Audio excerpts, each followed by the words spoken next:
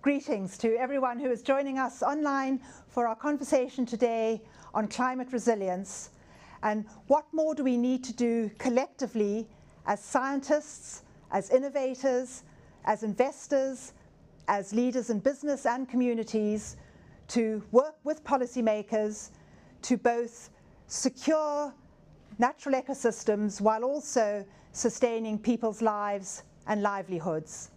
My name is Jane Nelson from Harvard Kennedy School, and it is my great pleasure to welcome our fantastic guests who are with us today. Dr. Martha Munoz, who is a professor in ecology and evolutionary biology at Yale University, and the recipient of the prestigious 2024 MacArthur Prize for her pioneering work in her field.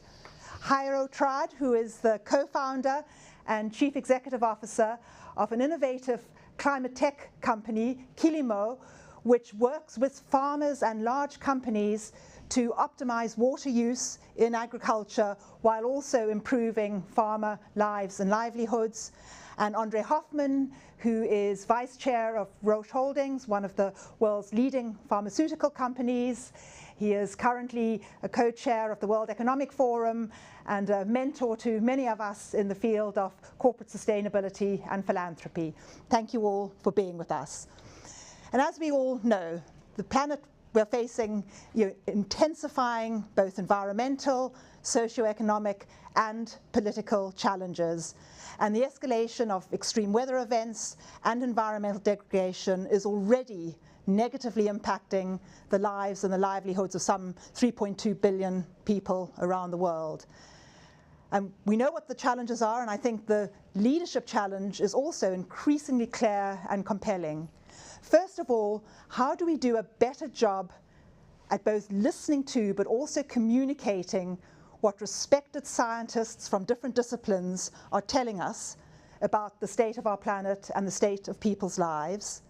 Secondly, how do we do a better job of taking that information, both the sort of scientific data, the scientific evidence, and integrating it into decision-making of policymakers, of business leaders, of investors, of innovators, of entrepreneurs? And thirdly, how do we do a better job of operating across both disciplinary boundaries but also cross-sector boundaries to scale the type of solutions that I think we're beginning to develop when it comes to simultaneously securing natural ecosystems while improving people's lives and livelihoods? And so although the challenge is clear and compelling, it's also very difficult and complex, but it's urgent, and I think it's getting more urgent every day.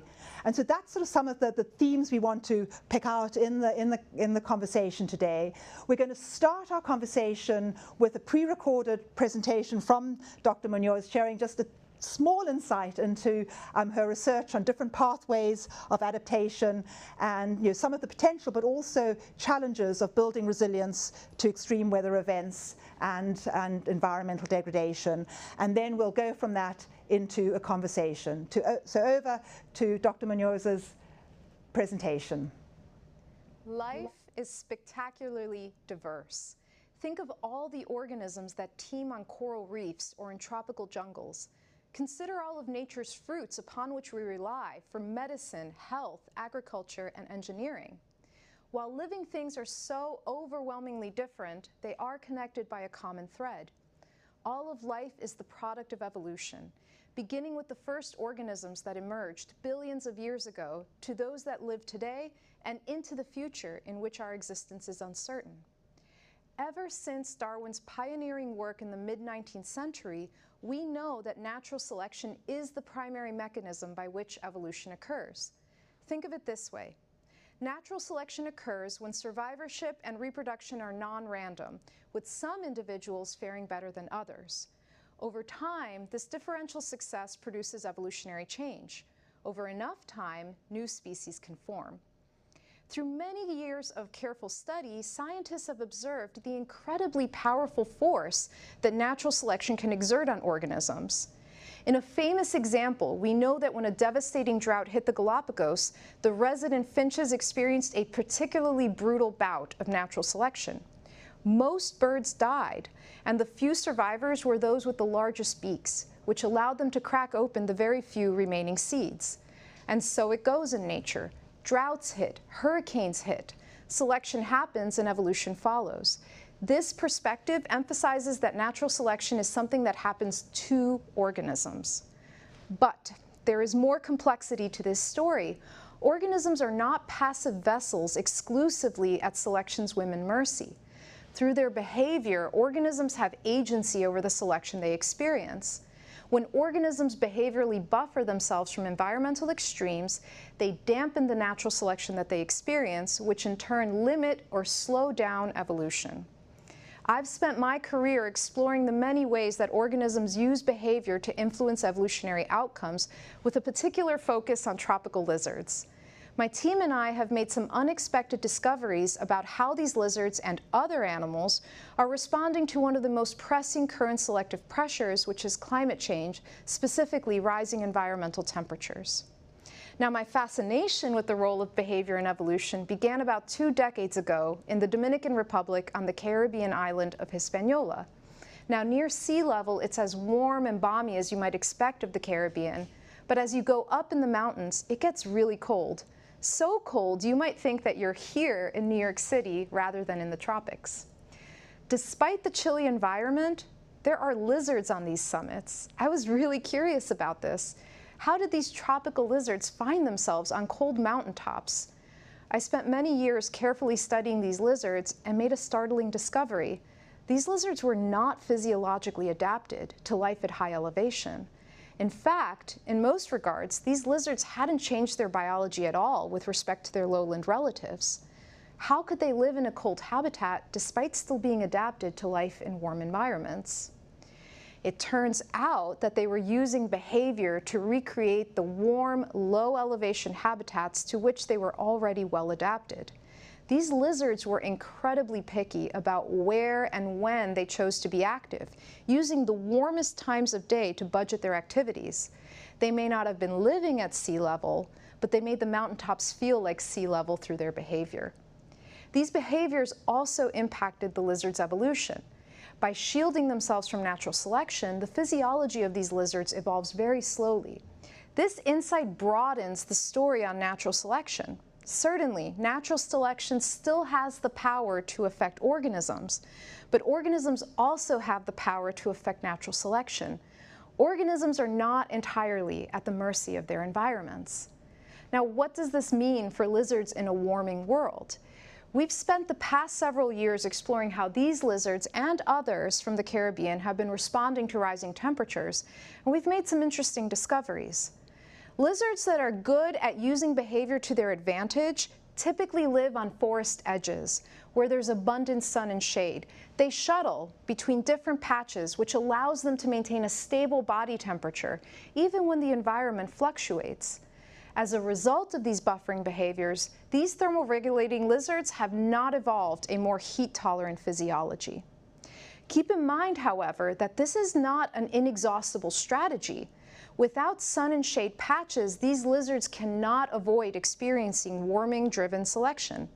In places where forests are cut down to make way for cattle pasture, for example, the lizards have evanesced. But we also know that not all lizards have the behavioral agency to buffer against the heat. Lizards from cloud forests and rainforests are really poor thermoregulators. In those species, lizard body temperatures track the environment. When the environment warms up, so do the lizards.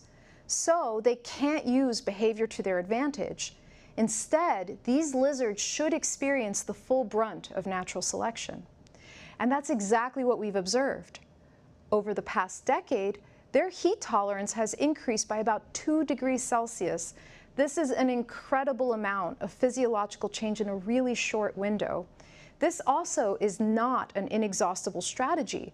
These heat tolerances are now hitting the upper ceiling of what we know to even be possible in these lizards, and it's unclear how much farther they can go. If the source of selection, that is rising temperatures, doesn't abate, then the extinction risk rises. And they're intimately tied to those closed canopy forests. If we lose the forest, we lose the species. Cloud forests and rainforests are hotspots of species richness, so a lot of biodiversity is at risk. In the context of global change, these findings are eye-opening. As temperatures rise, behavioral and physiological adjustment are two of the primary weapons that organisms have in their arsenal to contend with the challenge. But we find that these two weapons cannot be deployed simultaneously. In fact, the factors that make behavioral buffering more likely also make physiological adaptation less likely, and vice versa. The arsenal that these lizards and other animals can marshal to their defense is effectively cut in half. These discoveries I've shared do not just apply to lizards, they apply to all animals.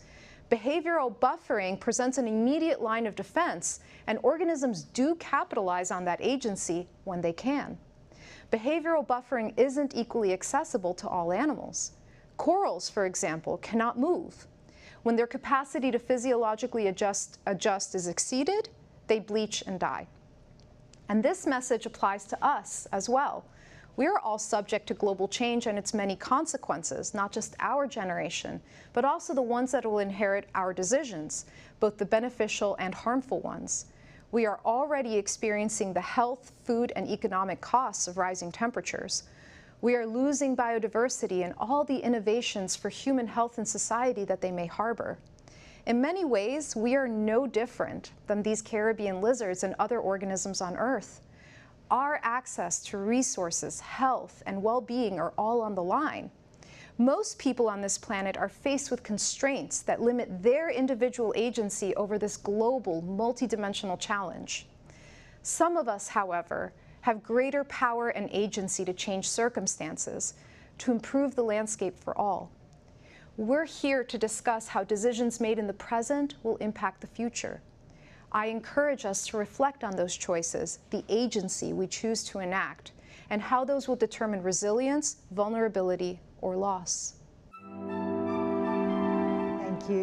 Thank you, Martha, both for that really insightful presentation and the incredibly important work that you and your colleagues are doing. And of the many themes I could take out of that, I'd like to sort of focus on this concept of adaptive agency, and from sort of lizards and corals to human beings and communities. What do we need to strengthen that adaptive agency and make sure that more people have access to it? Oh, well, thank you so much for your kind words, and that's a really great question. I think when discussing agency, what the lizards and other organisms have taught us, I would say, boils down to two main things. The first is that agency requires infrastructure. In the case of the lizards, that requires a habitat that facilitates the use of behavioral agency, and not all lizards have that access, right?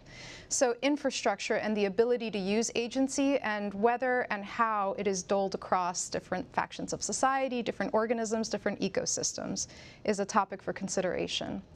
The second is that even when agency is used, there are trade-offs at play, and that it's never a cost-free enterprise. Whenever a behavioral decision is made to divert resources in one dimension, it means that it won't be diverted in another. So the use of agency will always require careful thought. And trade-offs and understanding of power dynamics. Correct. As well, I would imagine. That's right. And when you're talking about infrastructure, that would be natural infrastructure, physical infrastructure, digital infrastructure, institutional infrastructure, all different types of infrastructure when we're looking at the role of us as humans and communities. Economic infrastructure. Yeah. Yes. No, and that would, probably a good segue to you, Hira, because you're working with hundreds of thousands of farmers in a number of countries, actually helping to build that infrastructure and new models of partnership so that they can be more adaptive and resilient. So, what insights would you have on this question of infrastructure? So, we started Kilimo a couple of years ago. We developed a software solution that uses AI to help farmers make better irrigation decisions. Yeah. But at some point, we stumbled with the blocker that for agriculture, water is essentially free. So, being a tool that optimizes a free resource is not that valuable. Yeah? So that's a type of trade-off that Mark is talking about. Yeah. And at that point, we understood that we decided, as a small company from the middle of nowhere, to take the task upon us to work on reshaping the value of water in food production. Yeah? And to do that, we needed powerful allies. So we started talking with people, going to a meeting, another meeting, and at some point when we discovered that many companies had a strong knowledge of water risk. They knew that in specific areas where they have operation, they had significant and meaningful risk. Yeah?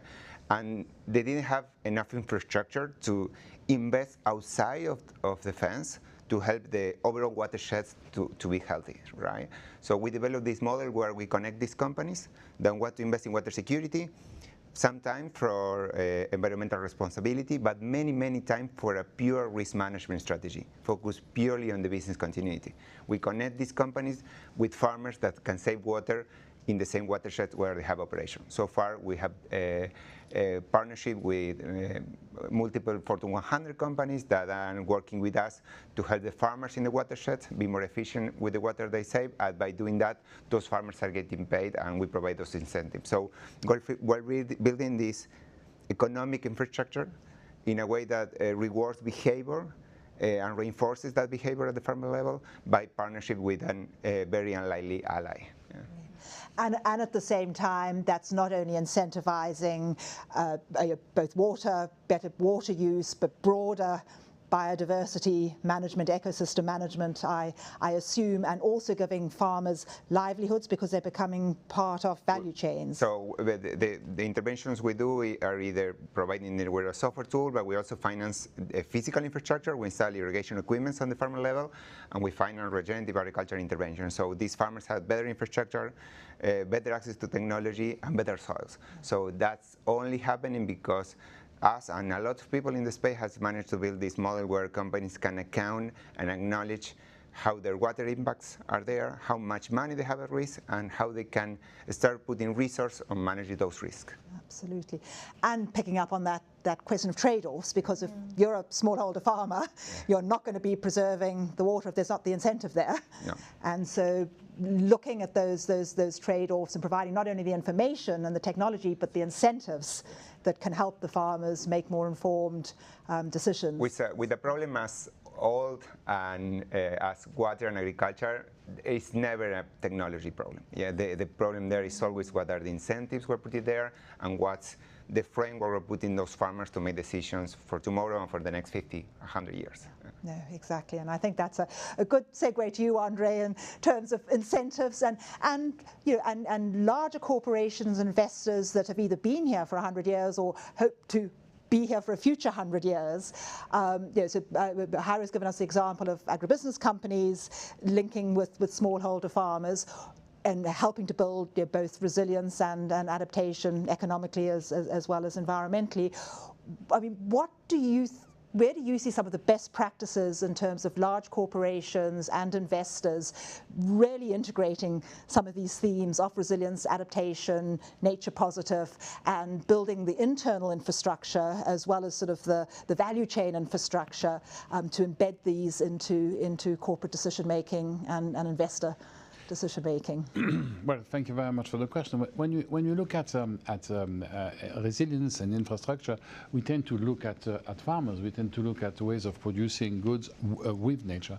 Now, if we really want to make sure that in the long term nature is something that continues to underpin everything we do on the planet, we're going to have to go over and above this sort of management or even this sort of optimization. We're going to have to take nature as a stock, as the basis of what we are doing. And so I have a tendency of, when I talk to my colleagues, to talk to them about biodiversity as life. Life is not anything else than the ultimate resources we deal on. So adaptation, evolution, management of resources, it all boils down to the same thing. If you continue to, in a logic of extraction and pollution, at some stage life disappears. And of course I don't have to finish that sentence. It has immediate impact on all of us. So good examples would be when you put nature onto the balance sheet and when you make an investment decision, whatever the investment is, you need to be able to realize that it has an impact on the nature stock, and if this nature stock is mismanaged, well, if you misbehave, let's say, then you get to a point where the continuing of adding value in that process eventually hits a wall, and we're not very far away from that. So good examples are a bit difficult to find. Yeah. And what role do you think boards of directors have to play in that process, and and coming back to setting those incentives within companies. Where do you? I think in big companies there are always a sort of two trends. There are the people who govern the institution for the long term. You were talking about the first 100 years. In our case, in our family, 128 years. How are we going to make sure that those 128 years appear? So you think in that time horizon. But for the majority of management, what I would call, without any intention of negativeness, the middle management, what counts is the budget. You need to deliver. If you don't deliver, you're no longer part of the conversation. If the company becomes unprofitable, then you're a problem, and nobody wants a problem. So if you really want to use business as a source for good, you need to make sure that you create this value on the long term. And that's not just a conversation you have in front of the camera. That's something that really has to happen every day in the field. And it's very important that this value of preservation, and I must say even restoration, is something that drives us. Otherwise, we're not going to be able to continue the system as it exists. The current status quo is not working. Absolutely, and I think building on that, your framing of nature as life, and it's preservation, it's restoration, it's regeneration, nature positive. There's the science and there's the data that I think we're increasingly aware of, but need to be more aware of. There's the incentives and the infrastructure, but there's also the inspiration, the mobilization of citizens, of managers, of young people, of investors, of innovators, of farmers. And it seems one of the challenges we have is making that link between all the research that you and your colleagues and many other brilliant scientists are doing around the world, and the evidence that you are finding and demonstrating. How do we make that link, and from a communication perspective, to inspire and mobilize not just decision makers, but as you say, sort of everyone at every level of a company, farmers, communities, citizens. And Martha, maybe back to you. I mean, what more could we be doing to communicate the science better, and to change behaviors? Well, that's a big question and a really important one. I think we are, as scientists, storytellers. We tell the story of nature. And I read a lot of literature and poetry. The difference is this story is true. It's the story of us and our place in the world. So I think we all have a natural curiosity for the natural world and for our place in it. I can tell you that that's why I got into this field. I didn't make these discoveries that I shared with you intentionally or with the purpose of making those discoveries. They came from the natural course of the work of studying the organisms that began with a fascination and a curiosity for nature and just putting one foot in front of the other. So I think that message, that basic curiosity that motivates life scientists, but scientists in general, is lost a little bit. And that connection to what we're trying to preserve gets lost a little bit. I can tell you that organisms are far more dimensional than their extinction risk. Very good point. Interesting, yeah. So when we think, for example, of the icons of conservation, we can think of, for example, the panda. And a lot of really important work that has gone into conserving the panda, and for good reason. But when you ask anyone what they know about the panda, they're very likely to tell you that it eats bamboo and it's at high risk of extinction. There's so much more to the panda's story, to its evolution, its ecology, its behavior and biology. We can do better as stewards of the stories of organisms at telling the dimensionality, the totality, giving more holistic perspectives on organisms. I think that connects people better to nature and inspires us and reminds us that we're conserving part of our story too and how those organisms fit into it.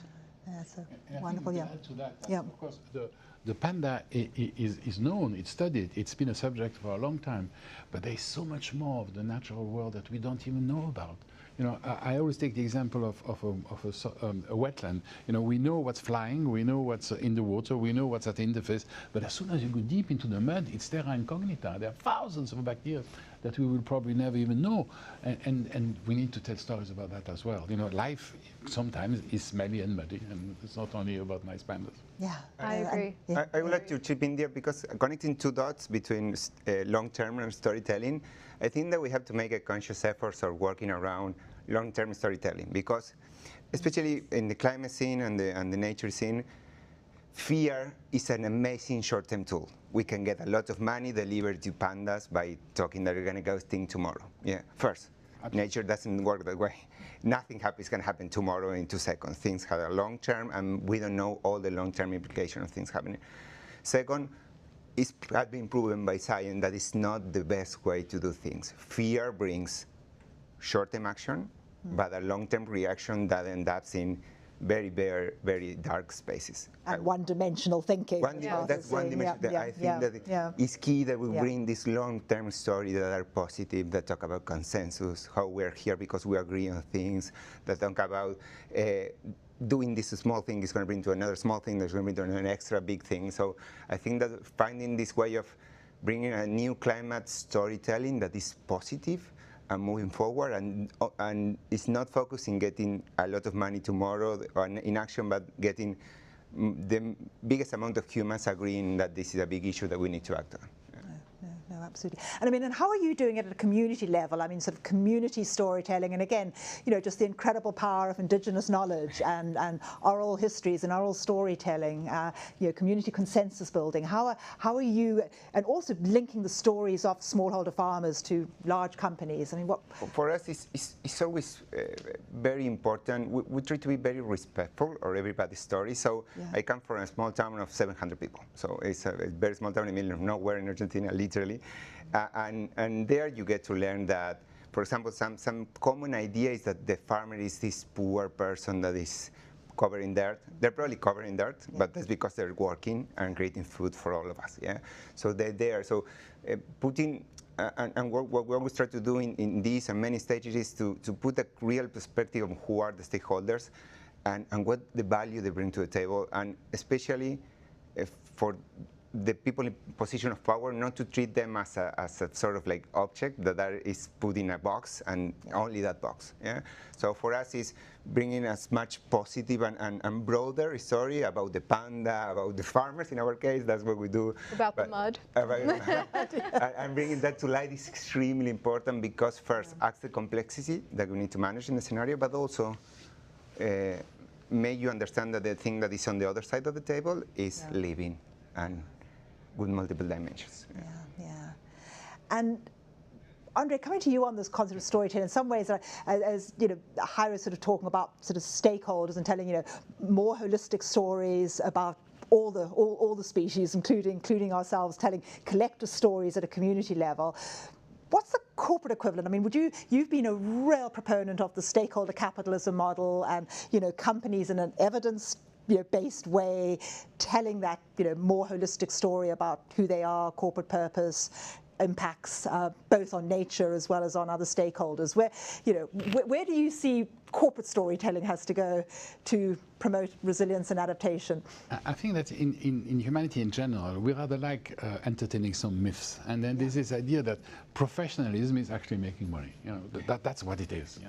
Well, looking after the common good is not necessarily linked to short-term profit maximization. Maybe there is an intermediary between the two. And if you want to really tell the stories of business as a force for good, and I really do believe that business is a force for good, if you want to be able to do that, you need to be able to tie the costs with the benefit for society as a whole. So corporations, you were talking about stakeholders, corporations are not run for shareholders only, they run for society, for the positive contribution to society. Now obviously it has to be profitable. If it's not profitable, as we said before, it's a problem. And if it's a problem, that's not something, it cannot be part of the solution. So we need to be able to introduce in this notion the fact that in this notion of profitability, that profit at all costs is dangerous for the system. And if it's dangerous for the system, it's dangerous for the company. So there we are again with this idea of biodiversity and life. If we continue to destroy the planet to be able to make a living, but there's a contradiction, there's a big knot that we tie in the middle. So the narrative is an easy one. It's to say, well, we are not doing this just to satisfy us, me, but we need to do it for us. Yeah, we must go from the me to the we. And society understands that something like this is indispensable. It's just we don't really have the right images to bring it forward. Because that idea we need to really sort of impregnate in people. It's not just when I say in people, it sounds a bit like if I knew better than them, which I don't, of course. You know, humanity has to realize that value created at the cost of one of the what I would call the three capitals, the social, the human, and the natural. If you injure one of the three capitals to get to produce capital, well, you're not sustainable. Yeah, absolutely right. And philanthropists and foundations, you know, do you think they could be doing more to invest in scientific research centres, in biodiverse rich areas, to lift up storytelling about the wholeness of us as part of nature, not separate from nature? Well, I also read quite a lot of books, and it's not poetry or not novels. It's more science fiction. I like science fiction because science fiction brings us, it gives us sort of an idea of what. I mean, the big themes of science fiction we all had. Huh? We had the pandemic, the nuclear winter, which we've never been as close to. When the machine takes over, it will destroy humanity. I mean, all these big themes we have since a long time. But the one that I think dominates the most is the one that the single individual is always better than the system, and that's just not true. That's a lie. We've been lied to for many years, so we need to do something about that. I'm sorry, I don't remember the question. No, but it's a really important point you're making, that thinking of ourselves as an individual who's part of a community, whether it's a local community, a company community, a scientific community, and then that collective communities together that are part of this broader system. So that sort of systems leadership, systems thinking, which we probably don't teach enough in our schools, or let alone our universities, and so thinking more in a systemic way, I think, is important. If you go back to the evolution conversation we had at the beginning, evolution is under hardship, and I think that if you want to create a stable society, we need to minimize hardship. We need to be happy. We need to be able to do things which corresponds to our values. We need to be able to self-realize into our daily lives. Otherwise, we're going to evolve into something not very attractive, I think. Yeah, no, absolutely right.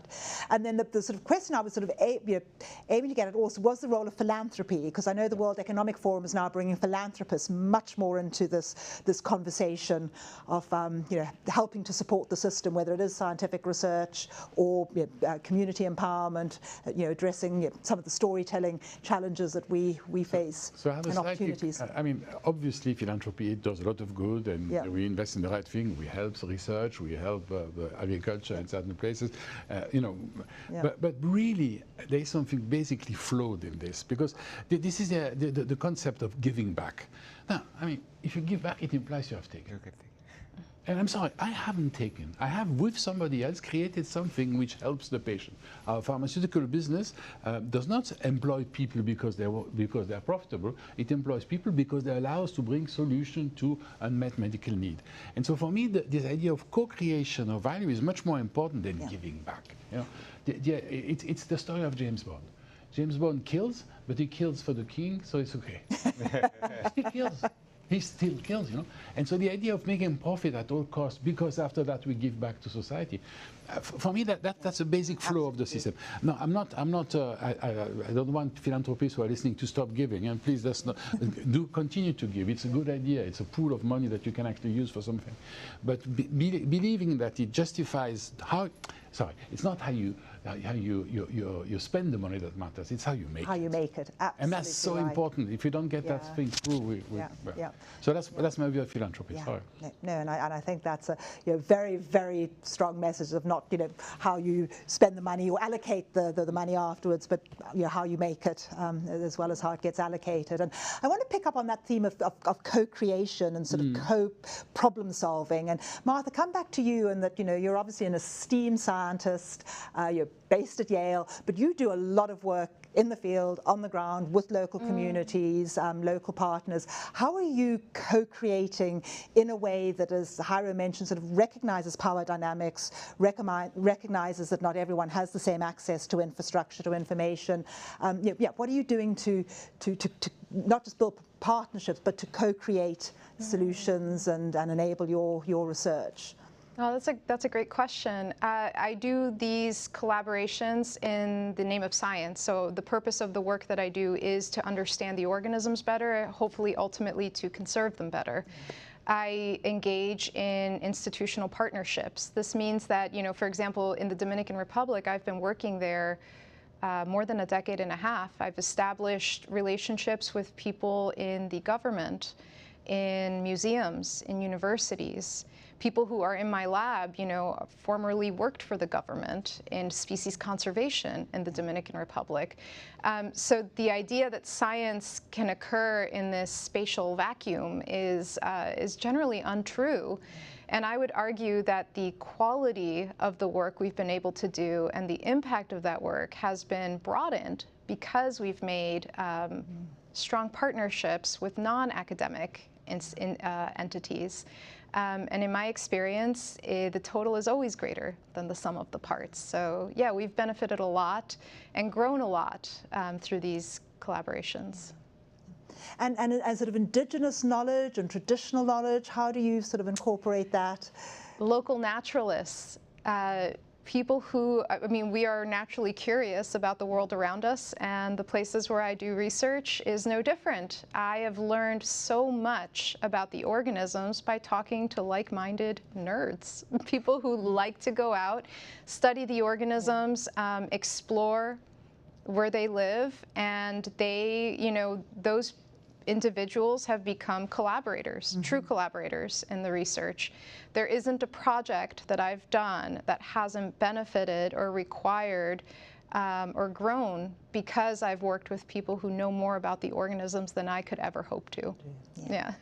Spent a lot of grounded there, yes, and live there, and that yes, again, nature is life, and it's their lives. Of course. Yeah. So I can spend a few weeks, you know, in the company of lizards, which I happily do, but others spend their whole lives in the company of these organisms, right? And know more than I could ever hope to gain. So those partnerships are very important to the work. And that combination of that sort of curiosity with you know, deep-seated respect and humility wherever we're engaging and wherever we're working. Yes, and meet people where they are, and you know, don't helicopter in and out. Truly collaborate. Yeah.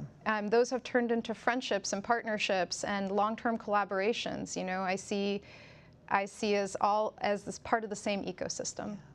And equal stakeholders. And that's where the government funding, corporate philanthropic funding is important. Coming back to your point, Harry, that you know, it takes time to build the trust, to build the relationships, to do the type of research that you're doing, to, you know, and you know, for ecosystems, you know, both natural and our sort of human ecosystems to continue to adapt and co-create and evolve. And so being able to, you know, demonstrate sort of some short-term progress, but also invest in the long term, and those relationships that do take time to build, you know, over longer periods is crucial. And Haro, as we sort of start to sort of close up, you know, back to you on this idea of co-creation, you know, which and in some ways is, you know, an even more powerful term to me than partnership, and that it's, you know, what are you actually trying to achieve by coming together? My idea of, so connecting two amazing dots here, so my idea of a true partnership is a partnership that feels stupid. I mean, why are these people collaborating? It truly doesn't make sense. Because we think that there's so much value to be unlocked there. So something that happens all the time when we say, so a tech company is paying us so we can pay farmers so they are more efficient. People say, what? How that makes sense? And then we explain the business case. The tech company is being egoistic. Yeah, they want to preserve the water for the long term because they want to be there for the long term. Yeah, we are a company. We're thinking ourselves. I mean, we want to create a business that creates value. And farmers are being egoistic. If they get the right incentives, they're gonna certainly do the right things, right? So, and by doing that, we create this type of unique models where everybody wins, but winning for themselves. But we were there organizing and helping that thing happen. So we think that acknowledging that creating systemic change means that you have to go with the idea that everybody is rooting from themselves. And that's fine. Evolution happens only because everybody is trying to survive. Yeah? And then trying to bring the right stakeholders to the table so that circle of value gets created, and that not only spills for the stakeholders there, but then in the areas where we have operation, there is more water available for the community. Yeah? And also our farmers can produce more food. So there are many other stakeholders that get benefit from that circle of value between partnership that will never be at the same table ever. Is very valuable, and that's what we look for. Yeah, interesting. And it's both you try to create that sort of circle of value, but also respect. And going back to one of Martha's opening comments, of trade-offs do have to be made, and so if you've got that trust and respect, it's easier to to address some of those difficult decisions and questions. Well, I'm conscious we are very quickly running out of time here, and with COP30 coming up and the World Social Summit coming up, what would be your sort of closing call to action for leaders in your community in terms of what's needed to take a more systemic approach and achieve scale in co-creating solutions, both for natural ecosystems as well as people? And maybe again we can start with you, Martha, in terms of a call to action. Well, that's an important thing to consider. I will not do a call to action that I wouldn't also hold myself accountable for. So this is as much a call to myself as to my peers. I think the organisms can't speak for themselves, right? And so we are the ones who can tell the stories of nature. And it's very easy, I'm as guilty of this as any, to do that within our community, to do that to our peers at scientific conferences, but it needs to be broader than that. We need to make the effort to speak across disciplines and tell the story of nature in a way that is accessible to everyone across disciplines. Because as I said before, partnership will always be greater than the sum of the parts. I consider myself one of those parts, and I know that by sharing these stories with other individuals with different skill sets and capacities, we can scale better. So I would say to continue, I know many scientists do that, to continue doing that and think about new ways in which we could do that. And potentially harnessing some of the potential of social media and sort of very creative ways of storytelling and and connecting. And I like both the sort of multidisciplinary approach within scholarship and the academy, but also that cross-sector approach, which obviously Hari, you lead on. So what would your call to action from a Climo perspective? Water is the final boss of collective action. It's a huge problem that when you get into the space, you're not gonna solve it alone. So I think this has been said many times, but I think it's especially needed at this moment. Please don't give up on collaboration. Yeah, we need to keep collaborating. We have many big challenges as humanity into the future, and right now it feels like we should give up in collaboration. And many people are saying let's give up on collective work and big forums like this one, but please don't. Yeah, we need to keep collaborating. No, absolutely. And yet, we need the storytelling on the collaboration as well, don't we? Because your story of specific farmers in a specific place and specific communities working with specific companies on specific solutions that are holistic and systemic is far more inspiring than a very. We need the broad policy calls and the global coalitions, but it's that storytelling around what collaboration looks like that is also important. No, thank you. Andre, call to action. I really like this emphasis on collaboration. I mean, collaboration will always be better than domination, and we tried domination for such a long time in the history, and it has not yielded anything. Now, I think if there is a call of action, it would be to sort of look ourselves in the mirror and to be absolutely frank about ourselves. We are in a dangerous situation. The status quo is driving us to the precipice. Most of the people know that, and yet we do very little about that. Now, when you are doing something that you don't believe in, there is a name for that. It's schizophrenia.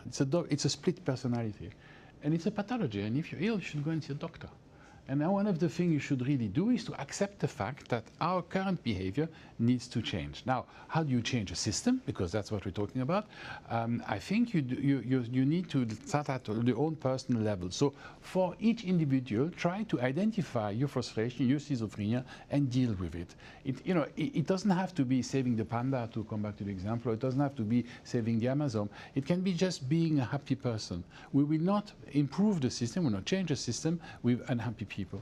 So let's deal with all this. Let's help the old lady to cross the street. Let's make a gesture of kindness to our neighbor. Let's participate to the collective good, and then we will have a chance to do something about the system.